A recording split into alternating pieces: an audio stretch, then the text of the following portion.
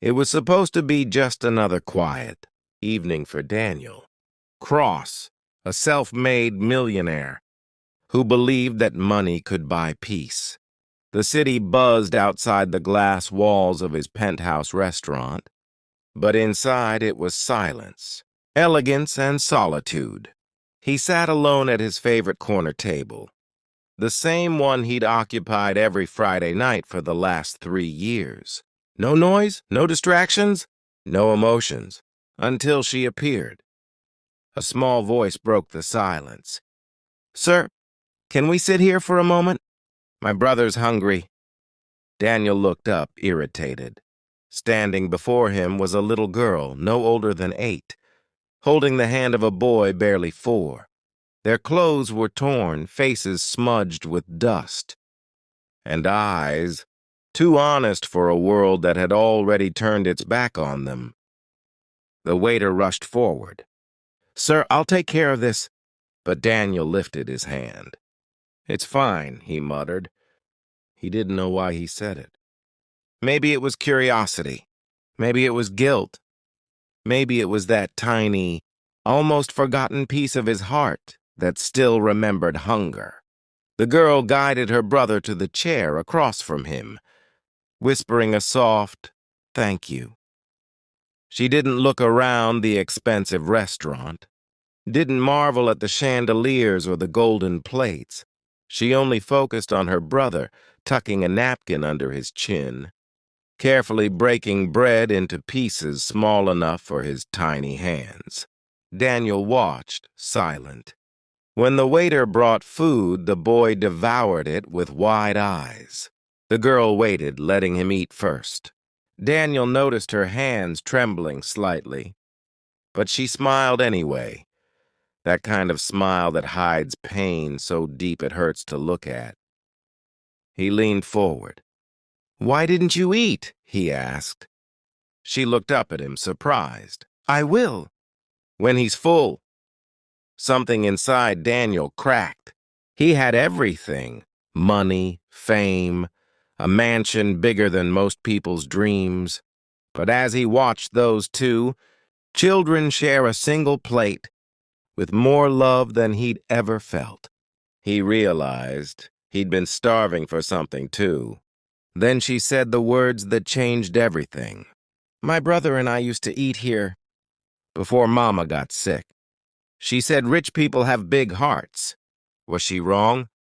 Daniel froze. His fork slipped from his hand. Because the name she said next, the name of her mother, was one he hadn't heard in decades, and it was the one person he thought he'd never face again. Daniel Cross sat in the most expensive restaurant in the city, his reflection staring back from the polished marble walls. To everyone else, he was perfection, a billionaire with power, charm, and everything a man could ever want. But tonight he was just tired. Tired of fake smiles, of empty conversations, of eating alone in silence. The world outside sparkled with Christmas lights, but inside his heart everything felt gray.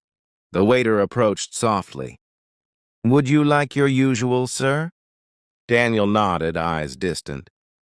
He thought of how success had cost him every relationship, every trace of warmth. It was supposed to be worth it. But sitting alone at a table for one, he wasn't so sure anymore. Just as the food arrived, a soft, trembling voice interrupted. "Excuse me, sir." He turned, frowning slightly. A little girl stood by the entrance, clutching a small boy's hand. Her clothes were old, patched, her hair tangled. The boy hid behind her, his eyes wide. "Please, my brother is hungry. Can we stay here for a while?" Daniel blinked, unsure if he heard her right. The waiter rushed forward instantly, whispering, "Sir, I'll remove them right away." But Daniel raised a hand. "Wait." He looked at the children again. Something in the girl's eyes stopped him. They weren't begging. They were tired, sad, but honest. "Come here," he said quietly. The waiter hesitated, confused, but obeyed. The girl gently guided her brother to the seat opposite Daniel. When the food came, the boy's face lit up. He ate so fast he could barely breathe. The girl smiled softly, watching him, not touching a thing. Daniel noticed her hands were shaking slightly. "You should eat too," he said. She looked at him, startled. "I will." When he's full, Daniel didn't know what to say. He'd seen greed, lies, and ambition, but not this. Not love this pure. He studied her face. "What's your name?" "Lila," she said quietly. "And this is Ben." Her voice carried a mix of pride and pain. "You said your mother brought you here before?" he asked, puzzled. Lila nodded. "Yes, a long time ago. She said this was where kind people came." Daniel's heart tightened. "Kind people," he repeated bitterly. "Your mother was wrong." Lila shook her head. "She said rich people have big hearts, I think. Maybe she was right." Daniel froze. Because the name the girl said next, her mother's name, was one that haunted him. It was the name of the woman he once loved and left behind. Daniel's chest tightened, his fork slipping from his fingers and clattering against the plate. "What did you just say?" he asked, his voice barely above a whisper. Lila blinked, confused by his sudden change in tone. "My mom's name was Anna," she said softly. "She used to work here. A long time ago. She always talked about a kind man who would leave. Her big tips and ask about her dreams." Daniel felt the room tilt, slightly. Anna. The name hit him like thunder. He remembered her laugh, her bright eyes, the way she believed in kindness, even when the world wasn't kind to her. Years ago, he'd been a rising entrepreneur, visiting that same restaurant every week. She was the waitress who brought light into his tired world, and he'd walked away from her when he chose money over love. Your mother," Daniel said slowly, trying to steady his breathing. "What happened to her?" Lila looked down, her voice trembling. "She got sick a long time ago. We tried to help her, but she didn't make it. We move around. Sometimes the church lets us stay. Sometimes we just walk." The waiter shifted awkwardly behind Daniel, uncomfortable with the silence. "Sir, perhaps we should—" Daniel cut him off sharply. "Bring them whatever they want, and make it quick." He turned back to the girl. "When was the last time you had a warm bed?" Lila shrugged, her eyes darting away. "I don't remember." Daniel exhaled, rubbing his temples. The guilt hit him like a tidal wave.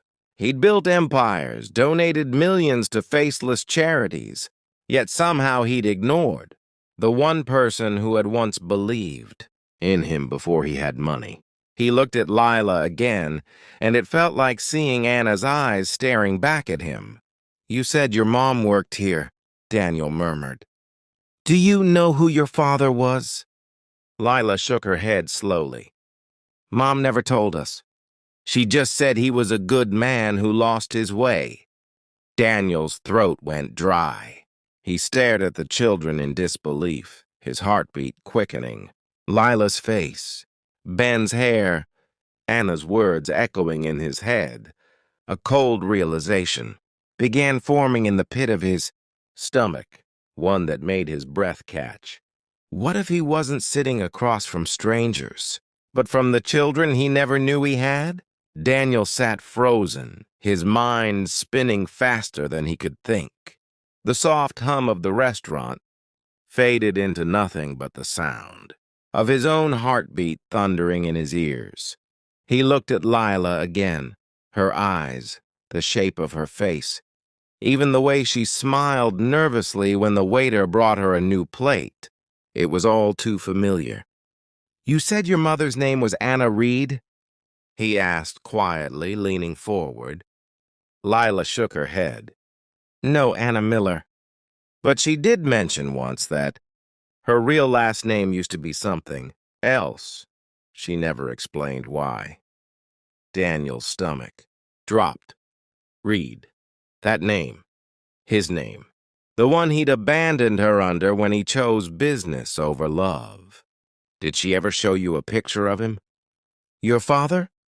He asked, his voice trembling slightly. Lila frowned, shaking her head again.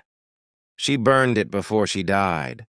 Said some memories weren't worth keeping.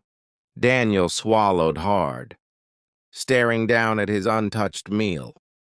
Maybe she was right, he whispered. The little boy, Ben, looked up curiously. Mister, are you okay? Daniel forced a small smile. I just remembered someone I used to know. He paused, then added gently, Do you still have anything that belonged to your mother? Lila hesitated. Just her necklace. She said it was a gift from someone. Special. She reached into her pocket and pulled out a small silver locket, tarnished but still beautiful. When she opened it, Daniel felt the air leave his lungs. Inside was a tiny photo of a younger version of himself, smiling with his arm around Anna. His hands trembled as he reached for the table's edge to steady himself. Where did you get that? He asked, his voice barely audible. It's my mom's, Lila said, confused by his reaction. She said the man in this photo once promised her forever. But forever didn't last very long. Daniel's eyes filled with tears. He'd left Anna when his business started booming, thinking he'd come back once he'd made it. But by the time he did, she'd vanished. No address, no trace, nothing but regret. He had searched once, half-heartedly, until his empire consumed him completely. And now, sitting across from him were the pieces of that forgotten promise. He leaned back in his chair, staring at the children in silence. Lila and Ben, Anna's kids, his kids. Do you remember when she got sick? He asked gently. Yeah, Lila whispered. She said she didn't want to go to the hospital because we couldn't afford it. She worked until the end. Always said some people are born to survive. Others are born to be saved. Daniel's throat tightened. He remembered her saying those same words once. What about you two? How long have you been on the streets? Since she died, Lila said simply. I take care of Ben. He's all I have. Daniel's eyes burned. The billionaire who could buy anything suddenly felt poorer than ever. He had cars, mansions, power. But across the table sat the two lives he'd missed entirely. He couldn't tell them. Not yet. The truth would break them, and he didn't even know if they could forgive him. But one thing was certain. He wasn't letting them go back to the streets. Lila, he said softly, forcing his voice steady. Would you and your brother like to stay somewhere warm tonight? I have a guest house, just for a few days. She hesitated. We don't take charity. Daniel smiled faintly. Then don't. Call it repayment. You reminded me what kindness looks like, Lila. Studied him for a long moment, before nodding slowly. Okay, just a few days. Daniel nodded, his heart twisting. Just a few days, he echoed. But deep down he knew those few days would change everything. The car ride to Daniel's mansion was silent, except for the soft hum of the rain hitting the windows. Lila stared out, her fingers tightly wrapped around her brother's hand, while Ben pressed his face to the glass, whispering in awe at the sight of the glowing city skyline. When the gates opened, her jaw fell slightly. The mansion looked like something out of a dream. Marble pillars, wide gardens, and lights that shimmered across the fountains. "This is where you live?" she asked quietly. Daniel nodded, glancing at her reflection in the window. "It's home." But it hasn't felt like one in a long time. A housekeeper greeted them at the door, her eyes widening slightly at the sight of the drenched pair. But Daniel raised a hand to silence any questions. "Prepare 2 guest rooms," he said softly. "And warm food. Something sweet for the boy." "Right away, sir," she replied. Lila stepped inside cautiously, her worn shoes squeaking against the polished marble floor. She looked around like she'd entered another world. "This place is huge," she whispered. Ben grinned. "Lila, look. There's a piano." Daniel smiled faintly, watching them. "You can play it if you want." Ben's eyes lit up, but Lila shook her head quickly. No, we don't want to touch anything. We'll just stay quiet." "You're my guests," Daniel said gently. "You don't need to be quiet here." His voice cracked slightly, though he masked it with a smile. Later, when they'd eaten and Ben had fallen asleep in a warm bed for the first time in years, Daniel found Lila standing on the balcony, looking out over the city lights. "Thank you," she said softly, without turning around. "For all this, but we can't stay long. I don't belong here." He stepped beside her. "You belong where you're safe." "Safety isn't always free," she replied, glancing at him. "People like us don't just get lucky. There's always a price." Daniel looked down at his hands. "Sometimes the only price is realizing how much time you've wasted chasing the wrong things." Lila frowned slightly. "What do you mean?"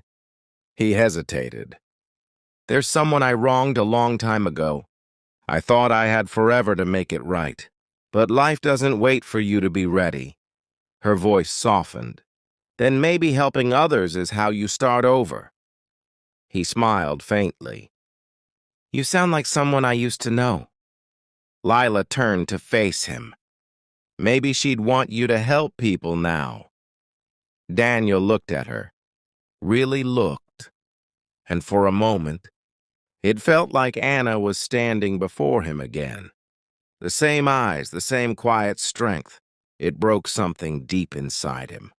"You're right," he said finally, "and I will." The next morning, Lila woke to the smell of fresh bread and sunlight streaming through the curtains. Ben was laughing in the kitchen with the chef, his face glowing with a joy she hadn't seen in years. For a brief, fleeting second, she allowed herself to smile, too. But when Daniel walked in, dressed in a crisp white shirt, that fragile comfort felt dangerous. "I was thinking," he said lightly, pouring her a cup of tea, "maybe you could stay on as Ben's tutor. He seems to listen to you more than anyone." Lila blinked. "Me? I didn't even finish school." "That doesn't matter," Daniel said. "You teach with heart. That's rarer than a degree." She hesitated, her mind spinning. It sounded too good to be true. "And what do I call you now? Mr. Reed?" "Just Daniel," he said with a smile that almost reached his eyes. "I think we've already skipped the formalities." She laughed softly, but deep down, something told her this wasn't just kindness. It was something heavier, older, something she didn't yet understand. And somewhere in Daniel's chest, guilt twisted tighter. Every time he looked at her, it wasn't just gratitude he felt. It was the ghost of a promise he'd broken long ago, now standing before him in flesh and blood. Days turned into weeks, and life inside Daniel's mansion began to feel almost normal. Lila had taken up the role of helping Ben with his studies, teaching him reading, math, and even little songs that filled the grand halls with laughter. Daniel watched quietly from afar, something in his heart softening every time he heard Ben's voice echo through the corridors. But there were nights when he couldn't sleep. Nights when he'd walk down to his study, open a drawer, and take out an old photograph. A woman smiling beside a little girl with the same eyes as Lila. His chest would tighten, and guilt would drown him all over again. One evening, Lila walked into the study to return a book and froze when she saw the photo on the desk. "Who's she?" she asked gently. Daniel didn't look up at first. "Someone I failed," he said quietly. Lila stepped closer. "She looks kind." He nodded. She was. Her name was Grace. My sister. Lila's breath caught. "Your sister?" Daniel sighed. "We lost touch years ago. I was too focused on money, success, everything that didn't matter. Then one day she was gone. The last letter she sent mentioned a little girl." His eyes lifted to Lila. "She said she was raising her alone." Lila's voice trembled. "What was the girl's name?" Daniel hesitated, pulling a folded letter from the drawer. "Lila!" The air went still. Her hands shook as she took a step back. That's my name." Daniel's eyes widened as realization struck. He looked between her and the photo, his breath unsteady. "It can't be." Lila's knees went weak, tears blurring her vision. "My mom's name was Grace," she whispered. "She used to tell me she had a brother, rich, powerful, but he never wrote back." Daniel's voice broke. I didn't know she was your mother." Lila covered her mouth, sobbing. "All this time you were my uncle?" Daniel dropped to his knees in front of her, eyes wet. "If I could take back the years I wasted, I would. I thought I was too busy, building an empire, but I was destroying what really mattered." Lila shook her head, trying to process everything. "You let her struggle alone." "We had nothing. She died believing you didn't care." Daniel's voice cracked. "I deserve that. Every word of it. But please, Lila, let me make it right. Let me take care of you and Ben. It's the least I can do." She turned away, wiping her tears. "You can't buy forgiveness." "I'm not trying to," he said softly. "I'm trying to earn it." There was silence. Only the rain outside filled the space between them. Finally, Lila whispered, "If you really mean that, then prove it. Not with money, with time. Be here. Stay." Daniel nodded, his voice trembling. "You have my word."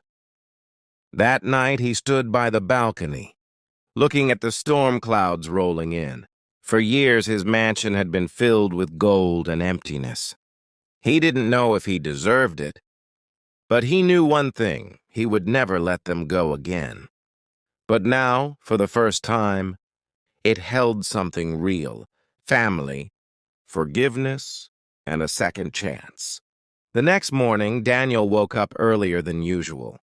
Sunlight spilled through the tall windows, touching the grand piano in the living room where Ben was already playing simple notes Lila had taught him. The soft sound of music filled the house, a melody of hope after years of silence. Daniel stood in the doorway watching them. For the first time in years, he smiled without guilt. "You're up early," Lila said, turning to him with a cautious but gentle smile. "I couldn't sleep," he replied. "Old habits," she nodded, still not sure how to speak to him after last night's revelation. The air between them was heavy and not cold, just full of things unsaid. "Breakfast?" she offered finally. "If you don't mind," Daniel said. Lila set the table with the simple grace of someone who'd done it her whole life. She served toast, eggs, and coffee, nothing fancy. But Daniel ate every bite like it was the best meal he'd ever had. "This tastes like my childhood," he said quietly. Lila glanced at him. "Mom used to say that. Every time we had a warm meal, she'd smile and say, 'Remember this. One day, it might be the best thing you'll ever have.'" Daniel's throat tightened. She was right. For a moment, they both smiled, a fragile bridge forming over years of hurt. But peace never lasted long in Daniel's world. That afternoon, the media caught wind of Lila and Ben living with him. Paparazzi swarmed the gates. Headlines exploded online. "Mysterious woman and child in billionaire's mansion," the photos showed. Daniel walking beside Lila. And rumors spread faster than truth. Lila panicked. "I can't do this," she said, voice shaking. "They'll twist everything." Daniel clenched his fists. "I'll handle it." "How?" she asked. "They think I'm some gold digger trying to trap you. Then we tell them the truth," Daniel said firmly. "That you're my family." Lila froze.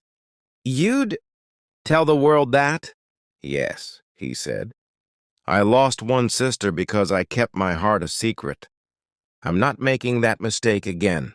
Later that evening, Daniel called a press conference, not as a billionaire, but as a man finally facing his past. Cameras flashed as he stood beside Lila and Ben. "This young woman," he began, "is not someone taking advantage of me. She is my niece, my sister Grace's daughter. Years ago, I turned my back on family in pursuit of wealth. I was wrong. Grace passed away without forgiveness, and I have to live with that. But her daughter, my niece, gave me a second chance. I will protect her and her brother as my own." The crowd went silent. Lila, holding Ben's hand, looked at Daniel with tears in her eyes. The man the world once saw as cold and untouchable was now trembling, not with fear, but with emotion. When the press conference ended, Daniel turned to Lila. "I meant every word." She nodded slowly, tears spilling down her cheeks. "Then maybe there's hope after all." Daniel smiled softly. "There is. Because you brought it back. That night, as the city lights flickered beyond the mansion, something had changed. The story was no longer about a billionaire and a poor girl. It was about two souls who found family where they least expected it, and learned that forgiveness was worth more than any fortune. Days passed, and for the first time in years, Daniel's mansion didn't feel empty. Lila's laughter filled the halls. Ben's small footsteps echoed across the marble floors, and the long dinners that were once silent now carried stories, smiles, and warmth. Daniel found himself sitting at the table every evening, not because of habit, but because he wanted to be there. He watched Ben improve on the piano, his small hands learning confidence, his smile returning. But not everything was easy. One afternoon, while Daniel was in his office reviewing charity documents, Lila walked in holding an old envelope. "I found this in Mom's diary," she said softly. Daniel took it carefully, his name written in Grace's handwriting across the front. His hands trembled as he unfolded the letter. Grace had written it years before her death. "Daniel, if you ever read this, it means I didn't get to say goodbye. I was angry at you for leaving, but deep down, I knew you did it because you were scared. Scared of losing more than you could earn back. Don't live your life running from love. It'll find you again, and when it does, hold on to it." Daniel's eyes filled with tears. For years, he had chased success, hoping money would erase regret. But this letter shattered that illusion. "She forgave me," he whispered, "even when I didn't deserve it." Lila's voice trembled. She never hated you. She used to tell me stories about her big brother, the one who could make her laugh no matter what. She missed you every day. Daniel wiped his eyes and looked at her. I should have been there for her, for you. You're here now, Lila said softly. That night, Daniel made a decision. The next morning, he gathered the staff, the media, and his business partners at the mansion. I'm stepping down as CEO, he announced. The room gasped.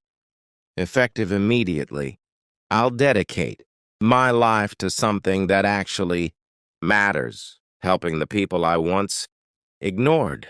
The reporters swarmed him with questions, but Daniel smiled calmly. We're establishing the Grace Foundation, he said, to help single mothers and children find shelter, food, and education. No child should ever go hungry. No mother should ever feel forgotten. As he spoke, Lila and Ben stood beside him, holding hands. The cameras captured the image, a billionaire giving up his power to rebuild what he lost. Later, as they stood on the balcony,